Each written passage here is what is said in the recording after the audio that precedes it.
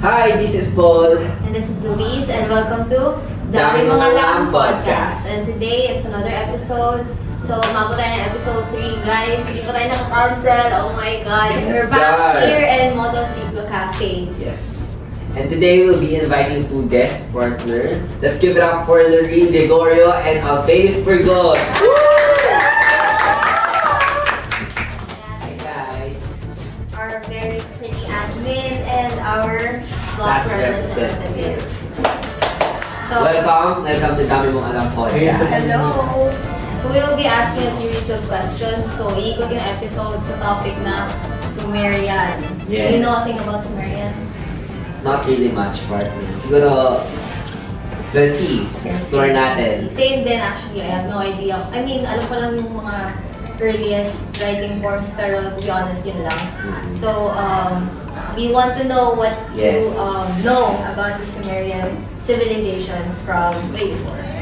So, to start off with the Sumerian, actually, they are the very, very first civilization. Kasi, alam naman natin, yung iba kasi nag-start na very late. Like, yung pagkatapos ng civilization nila, meron pang before na civilization bago sila. But, the Sumerian, actually, sila na talaga yung pinakaunang-una.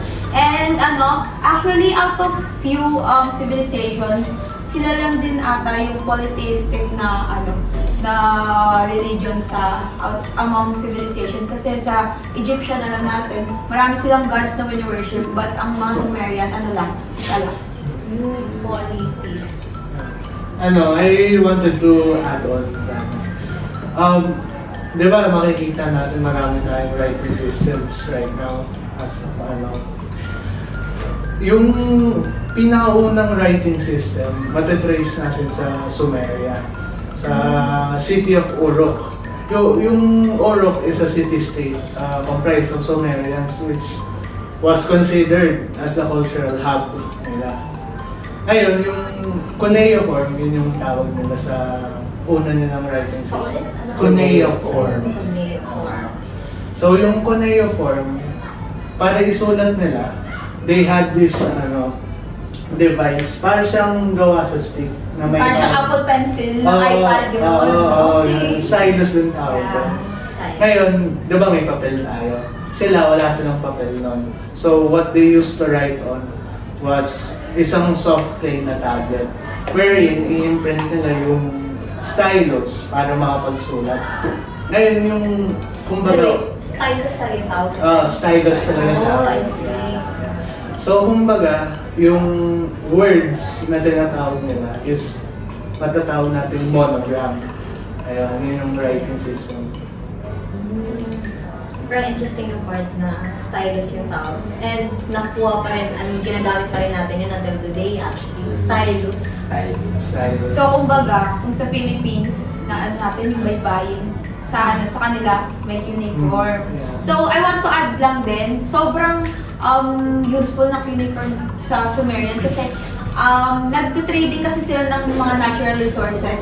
Ginagamit nila yung uniform to keep track of their records. Yeah. Yeah. At saka din, yung sa Sumeria kasi, di ba we have emphasis on education sa modern times, di ba? Sa kanila, may emphasis din sila sa education. It was, a right to be educated. Pero, din, medyo, yung right na yun, reserved din sa mga upper classes lang. Tsaka, gano'n. At saka, hindi din masyado, unless anak ka ng royalty, hindi yun accessible sa mga kababaihan. I just want to add lang din yung mga, kasi sa Sumerian dun din natin makikita yung architecture, which is the Uruk. Dito natin makikita, ziggurat. Then, dito natin makikita yung mga infrastructure na nagawa. And if you know the Epic of Gilgamesh, King Gilgamesh, kailan ba ito? Siguro grade 7? Di ba puro epic sa grade 7? Yeah, dun siya na-mention. It is connected to that. So, do you have to add anything? Sorry. Hagdag ka na yung yung law, yun right? The law codes. Sa Sumerian kasi, dun Yung mo law makikita system yung nila. Yeah, legal the code of- system. yeah. Code of As- Hammurabi. yeah. Yung Iba an eye for an eye. Oo. Mm. Yes. Mata sa mata, ngipin sa ngipin. Yeah. Dun sa ano nila, sa legal system, dito natin makikita yung compensation, malay mo, loss on theft, like physical punishment. Mm. Like, So dito po pasok yung yung classical theory in Yeah. terms of law. So, Yes. as a legal management student, sobrang interesting talaga ng Sumerian people and Sumerian civilization for us. And I think sa inyo din. Siyempre, of course. Of course, actually, wow, grabe talaga yung natin, doc representative siya kung Miss Anna. Admin, Yeah, yes. very knowledgeable sa usapang Sumerian and legal system. Yes. So, ikaw, may questions ka ba about that? Siguro something personal naman tayo para naman hindi tayo masyadong serious dito. Okay, Diba? okay. We wanna know Mamasi tayo. we wanna know something more about yourself. So, ano ba yung pinagkakaabalaan ninyo ngayon?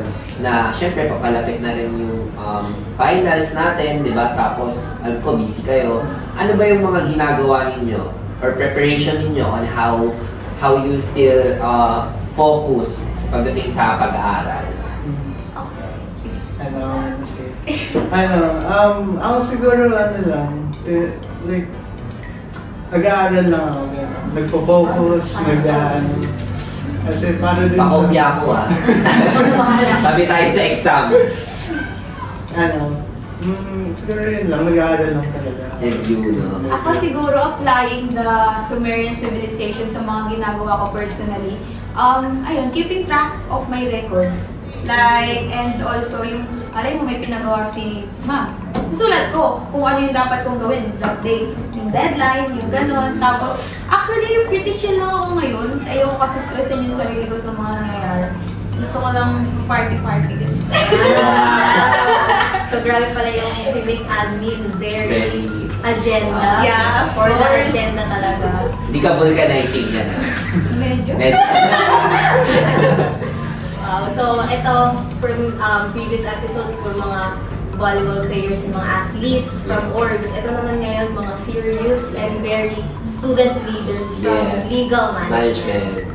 And before we end this episode, we just wanted to thank Motociclo for having us here today in our episode 3. If you have time, please drop by, check their coffees here. It's very great place and talagang maganda yung place nila and the coffee as well. So Sarap ng thank you. carbonara nila. Thank you, Motociclo. And thank you for our special Thank guest you. din. Yes, Sobrang thank marami you. kami natutunan regarding the Sumerian civilization and how it's Yes. connected as a legal management student. Legal management student. Yes. Magka-vlog na tayo. And yeah, I think this is a wrap up. I hope you guys had fun listening to our mini podcast. Once again, this is Louise. And this is Paul. And thank you for listening to Dami Mong Alam Podcast. Bye-bye. Bye!